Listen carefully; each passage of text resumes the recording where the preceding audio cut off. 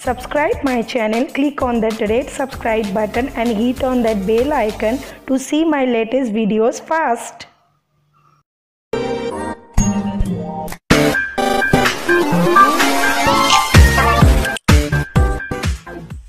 নমস্কার, আমি রূপা বাড়ি। আমার চ্যানেলে আপনাদের সবাইকে স্বাগত।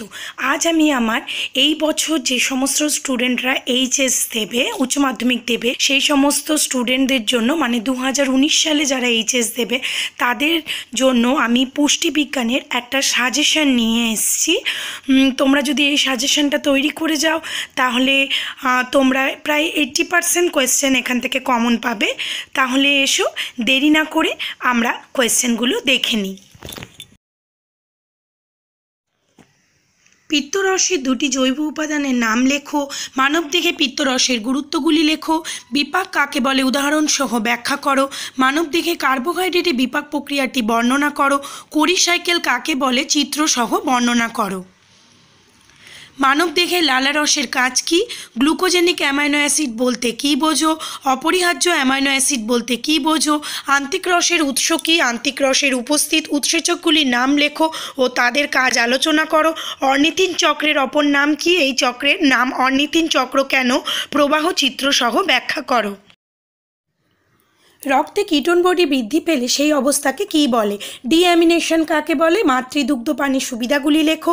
মাতৃদুগ্ধের অনাক্রম্যতাজনিত সুফলগুলি লেখো। শিশুকে মাতৃদুগ্ধ পান করালে প্রসূতি মা কীভাবে উপকৃত হয় আলোচনা করো। সুষম খাদ্য কাকে বলে? স্বল্প মূল্যে সুষম খাদ্য পরিকল্পনার সময় কী কী সূত্র অনুসরণ করতে হয়? শিশুর ত্রুটিপূর্ণ আহারজনিত যে সমস্যাগুলি দেখা যায় তা উল্লেখ করো। শিশুর অপুষ্টিজনিত কারণগুলি ব্যাখ্যা করো। মাছ সংরক্ষণের পদ্ধতিগুলি লেখো। পাস্তুরাইজেশন পদ্ধতি সম্বন্ধে আলোচনা করো। কলোস্ট্রাম বলতে কী বোঝো? কলোস্ট্রামের সাথে মাতৃদুগ্ধের দুটি পার্থক্য লেখো। ডায়াবেটিস রোগের লক্ষণগুলি কী কী? এই রোগে কোন কোন খাদ্য দেওয়া যাবে না? গলগণ্ড রোগের কারণগুলি লেখো। এই রোগের লক্ষণগুলি লেখো ও এই রোগের প্রতিরোধের জন্য কী ব্যবস্থা গ্রহণ করা উচিত লেখো। কোষ্ঠকাঠিন্য রোগের কারণগুলি লেখো। এই রোগের খাদ্য তালিকা প্রস্তুতির নীতিগুলি কী ও এই রোগীর একটি নমুনা খাদ্য তালিকা পরিকল্পনা করো। পুষ্টি শিক্ষা কাকে বলে? পুষ্টি শিক্ষার বিভিন্ন পদ্ধতিগুলি সম্বন্ধে লেখো। পুষ্টি শিক্ষার মূল নীতিগুলি লেখো। স্থূলতা কী? স্থূলতার জটিলতাগুলি লেখো। একজন প্রাপ্তবয়স্ক স্থূল ব্যক্তির জন্য একটি নমুনা খাদ্য তালিকা প্রস্তুত করো। হৃদরোগ নিবারণের হুয়ের 4টি নির্দেশিকা লেখো।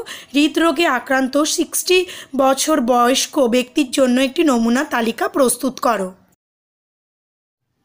ম্যালথাসের জনসংখ্যা সম্পর্কে টিকা লেখো। ইউনিসেফ ও হুয়ের সম্পর্কে টিকা লেখো।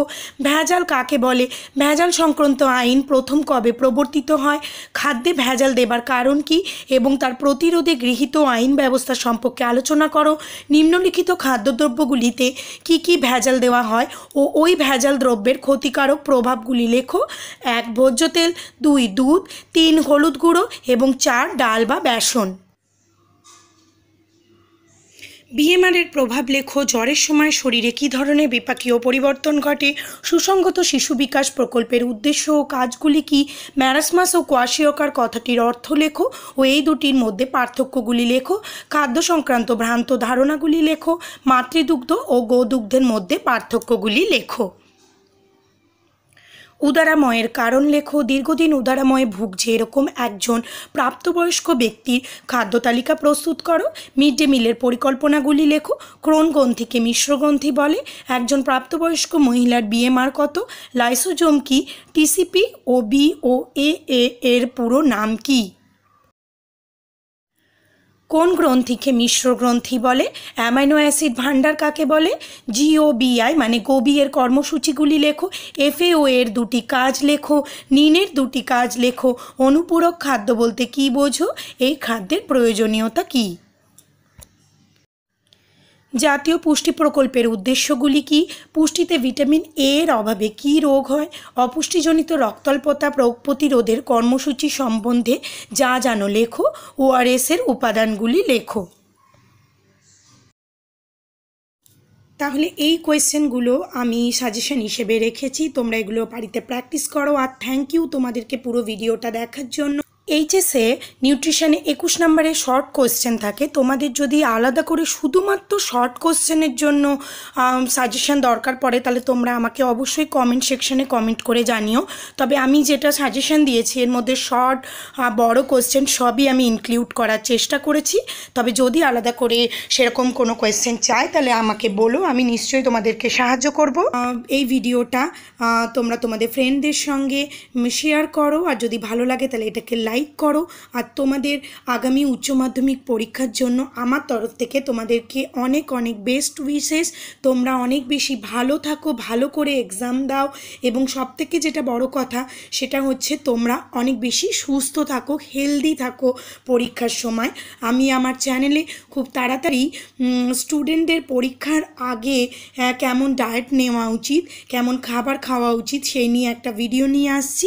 তোমরা আমার চ্যানেলের সাথে থেকো, আমার চ্যানেলটিকে সাবস্ক্রাইব করে রেখো, আর তার পাশের যে বেল আইকনটি আছে সেটিকেও হিট করে রেখো।